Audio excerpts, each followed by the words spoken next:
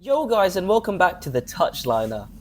Welcome to the new layout. Well, actually, this isn't the final layout. I'm gonna have a new layout soon. I'm gonna have a gaming and streaming setup.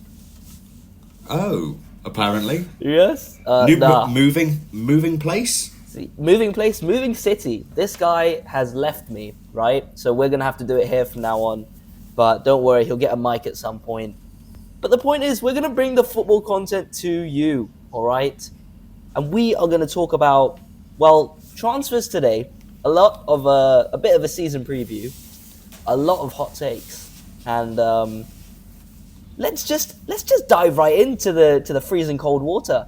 Ben, what do these players have in common? Mbumo, Benjamin Sesko, James Trafford. Need I go on? Really, there's three or four players. Possibly João Pedro. Pedro, yeah. Liam Delap. Thoughts on these players? What do they have in common? They all seem to love every club besides Newcastle because everyone is rejecting us at the moment. I wear this with pride sometimes, but I also wear a veil of shame when I've been in this transfer window. It has been hard as a Newcastle fan dealing with the consistent abuse we've been getting. It's true. It just seems like players don't want to move from London and Manchester, which is to be expected, but we've not had a lot of help really. We've not had a lot of help from PSR. We've not really had a lot of help with the fact that Liverpool, Chelsea are going after our targets. We're going for the right players, but when the top six come, what can you do really? Like we can't really compete with, especially when Man United come. Like everyone wants to be that guy to save you because you're shit. But they want to save you. Need to be saved. And yeah, it's true. I mean, out of all the Newcastle fans I've seen online, even other ones I know in real life, I think you've probably been the most level-headed because I've seen a lot of head loss. I've seen a lot of people saying that it doesn't make sense. They're saying that it's not fair. Why are these players so fucking stupid? That's a graveyard. At the end of the day, Man United is Man United. I mean, maybe if we keep being shit for like 20 years, then yeah, I see it. Then yeah, okay, fine. Maybe players will stop wanting to come. But we're going to have that pull. It surprised me as well. I mean, I've been, obviously my whole life been a United fan, but I thought this summer we'd have no pull. 15th place, missed out, lost the Europa League final. Literally, it didn't look like there's direction that the club's going in, apart from all these guys getting appointed. But we backed Amorim, we've backed Christopher Vivell, right, in the market. He's the one that wanted Sesko. Amorim actually wanted Watkins, so we took Sesko from Newcastle, by the way, who Newcastle outbid themselves. Because I remember you put the first bid in, and then he said he wanted United, so you put another bid in, and we still got him. I think that was, if they rejected the first bid, it's not bidding against ourselves. It's just we're trying to get the player. Like if they reject our bid, what can we do? We bid 75, or it was like 70 plus 5, which got rejected. And we needed to up it, so then it went to 75 plus 5 or something like that. But our bid was bigger than Man United's, and it just seemed like the player always wanted to go there. Yeah, that's just how it seemed. And the longer it went on, the more Newcastle fans probably realised, okay, this could have been done and dusted like a week ago. Yeah. But for some reason, we're still waiting on a United bid. Like that should have any impact, and obviously it does because clearly he only wants United. And as a player from what is he, Slovenian? Slovenian, yeah. Yeah, as a player, he's not going to know. He's not like been in the Premier League. He doesn't probably follow the Premier League that much. He probably doesn't know who Newcastle are. A lot of French players seem to know who we are, and German players. But besides that, like outside of the big close countries, we're not very well known. So I'm not surprised he's gone to United. Like it's big name versus not big name. So it is what it is. But will he succeed at United? That's what we have to answer today. That is the question, And if you look at our track record, obviously doesn't look good at all. But I was saying, I've said it in the group, in our group chat. I've said it to other people. Even if these brothers come and they score 7-8 goals each. Like, that's it. 7-8 goals. That's an improvement on last year. already. Yeah. Like, it's yeah, the definitely. bar's not high. Like, I'm not expecting them, like, Mbumo to score 20 goals again, Cunha to get 15 goals again, and Sesko to even get, like, over 10 goals in the league. I just want these guys to show that they can work together, get some G&A. That's it. That's it, man. Like, I don't think people understand. If we add 20 goals to our attack, we'll finish top 6. It's so simple. Unless we regress. Unless we regress in defense, then it's a different story. It's because you've not really. I mean, you're looking at Baleba right now, but you've not really added to your pretty rickety midfield and defense. Like, let's be honest. And also, you've got a manager who's still trying to figure out how to play his system in the Premier League. You know, I mean, it's not the first time the system has been used. Like, it's been used by Chelsea before. It's been used by other managers. Palace use it, and even Wolves at some point. So it's like we still need to see Amorim succeed in that way. And you know, you can have every good player under the sun, but you know, with a manager who it just doesn't work, who obviously they've backed, so he's probably going to be there for the whole of next year. I don't see him getting fired by Christmas actually anymore, because they've obviously clearly invested into what he wants. It was Sesko or Watkins. It was always going to be Cunha. That was like your first target, and then Mbuemo you took from us, you know. So it feels like they're really backing him, and we have to see. You know, he's had a lot of his signings now, so he has no excuses anymore if he fails, which I will be there if he does. But listen, I'm not going to jump the gun and say he will fail. I think that we have to wait and see, because it's definitely an improvement. Especially, I mean, the whole front three is just... If that was a 4 out of 10 front three last year, and now you've gone to... on paper, you've gone to a 7, 8 out of 10. Because we still don't know how Sesko's going to do. And we don't know...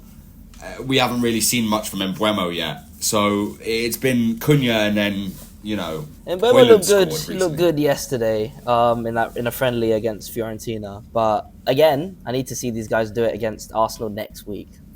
Yeah, exactly. Gyökeres versus Sesko, that's the thing. That's what it's all going to be. Listen, I'm really hopeful for this front three. I think Gyökeres will score against us, because that's just how things are going to unfold. But I'm really excited for this front three. It's an improvement no matter what. Literally, we had Garnacho the whole of last season, starting every game thinking he's Ronaldo. If he goes to Chelsea for 40, 50 million, anywhere near, even 30-something million, we have fleeced them. I don't think they understand. You're paying for a good player. I think he's a good player, but his attitude stinks. Like, that but is also, you could say the same about Cunha. So, and you've just signed somebody like that. No, but Garnacho is, as in, falling out with the manager. Cunha is just hot-headed on the pitch and he'll get a red card. Garnacho falling out with 2 managers now. Like, this guy is just a dick. Do you feel like the players are backing Amorim? Do you feel like there's that spirit in the club where they feel like they're going to be pushing? Now, yes, because he's literally, like, I don't know if I agree with this or not. I've been on the fence. He's ostracized the players that aren't 100%. So that's Sancho, Anthony, Rashford, or was Rashford, Malacia, and Garnacho. You know, these guys are all on the side. They were working to get moves for them away. It's not going well. They're all still there, training separately to the team. But he's done it, and I think everyone there is invested. And I think the second someone questions him, he's gone. Like, it looks like we've actually got a serious manager, dare I say. We'll have to wait and see. We will see. Honestly, all I can ask for now is everyone to just believe in the vision. That's it. That's all I want right now. I'm not thinking about, can we get this place, whatever. Obviously there's pressure to get Europe, but for me as a fan, I'm going into this season the most free I've felt in a very long time. Like, just get above 15th. We'll lucky get above 15th, and we'll see. That's all you need. That's all you need to improve. Yeah, I just need the improvement. But we moved off Newcastle too quickly. It's been so long since the last episode. We haven't talked about Isak properly. We've missed out on your rage. You've gone through all the stages of grief now. Thoughts? Yeah. At this point, we don't really know what's going on with him. We don't know if he's going to leave. We don't know if he's staying. It's coming out at the moment that his transfer is permanently blocked this summer, so we don't know. So that's a report from some Newcastle journalist who has been hit and miss recently. but they have connections to the club, so they must know something. They're hearing some murmurings. It sounds like they don't think they will get 2 strikers in by the end of the window, so he'll have to stay as a second choice to Wissa, because he can't. He's cut ties with the fans. There's players who apparently are really upset with him. It seems like people are very split in the club as to the Isak situation. I can empathise with him about not getting the contract he was promised, but the way he's gone about it and the way his scummy agent has gone about it it's cut all ties. So I think that I'm personally ready to see something new. I want to see Wissa, bring him in, let's see if we can get him firing, and then we need someone else. If we keep Isak, get back to scoring goals, mate. You're not going to be adored by the fans anymore. We took you in when nobody else would sign you, right? No one else wanted to take the punt on Isak for 65 million 2-3 years ago. Lest we forget. So it was Newcastle who gave him the chance. The fans gave him the chance. They adored him like a god. And now he's thrown his toys out the pram because he's not earned an extra 50k, 60k a week. That's the kind of behaviour we're talking about. So personally for me, I don't care if he goes or stays. If he stays, enjoy being second string. If he goes, 130, 140 million and see you later. Don't care. But at the moment, it seems like Liverpool are firing on all cylinders without him. So I think Ekitike looks pretty good. Yeah. So I don't even, and he's giving it all this in the celebrations about being second choice striker to Isak. So I don't know if Liverpool even really need him, to be honest, unless they do a City and just try blow everyone out, sign all the top talent. But it just doesn't seem right. But for me, fuck Isak. I don't really give a fuck about him anymore. Like, not like purposely not showing up to training, not showing up to pre-season. You could do all this. You could have these, contract things going on and still, fulfill your contractual duty. Like, you are contractually obliged and stuck at Newcastle, whether you like it or not. You cannot force a move. That's like, and think we're just going to let you go for 110 million. You're worth more than that. You're worth 140 plus add-ons, in my opinion. 150 is a bit of a push because it's been 2 seasons. But I just think that it's so close now to Villa next week that we've not got a striker in. We will get Wissa in that time, I think, because Brentford have gone and looked for another striker, and it seems like they're now willing to give Wissa away now, but they're looking somewhere else. But he only wants Newcastle. We need another striker. We need Samu. We need maybe Kolonwani. We need somebody. We're linked to a lot of people at the moment, so we have to wait and see. But he's cut ties. That's the main thing here, and no fan is going to take him back after this. It's just not going to happen. I saw this coming, man. I said it a month ago when we recorded. I was like, you guys aren't going to... I don't see you guys accepting him back. Like, this is like one of the most passionate fan bases in the league. You think a player, your star player, decides, I'm too good for Newcastle now. He's not getting accepted again. Like, I would be pissed if it was United. Like, I was pissed at Rooney for like 2 years for doing that when he handed in a transfer request. Like, it takes so much to build it back, and he's probably never going to build it back now. He's going to leave. And we'll see how his career goes, because let's not forget, he's still an injury-prone player. He's obviously, when he's fit, on his best striker in the league, I think, most complete in the world. But it's sad how it's happened. And I did say, if you follow us on TikTok, I do feel for Newcastle fans in that Isak wants to leave. They've missed out on all of these, all of their main targets. But there's still 2-3 weeks, which means there's a high chance of a panic signing, Calvert-Lewin. No, I personally think the layout's very clear. Wissa is pretty much nailed on. That's pretty much 90% going to happen. We need somebody else in there. It depends how much you want to go out and spend. If you want to go out and spend 70, 80 million on Samu, that is a lot of money to spend on a Portuguese striker, who's only scored like 5 goals in the Europa League that we've seen in a proper competitive space. True. And he's an interesting build because he's a bit bigger, a bit stronger than Isak is. He's tall, good finisher. I liked Sesko more personally. From what I've seen, but I don't watch any of these guys, and it doesn't matter until you step foot onto the first Premier League game.